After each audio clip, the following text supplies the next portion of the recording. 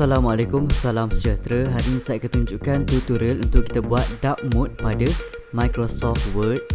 Saya mulakan dengan pengguna macOS. Yang pertama kita perlu untuk tekan pada Words, kemudian pilih General. Pada General akan nampak kita satu bahagian yang mana Personalize. Dekat situ kita boleh tukar mode-mode pada background kita. Contohnya dark, putih dan juga dark yang mempunyai canvas berwarna putih, yang mana lebih selesa lah untuk kita gunakan seperti demikian.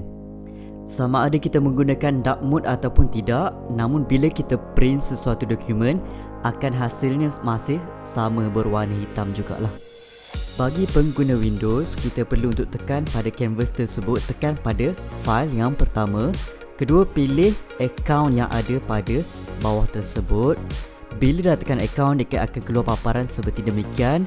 Pilih pada Office Theme, tema tersebut. Pilihlah tema-tema yang dikenaki, sama ada berwarna hitam, berkanvaskan putih, berwarna putih sepenuhnya ataupun berwarna hitam sepenuhnya.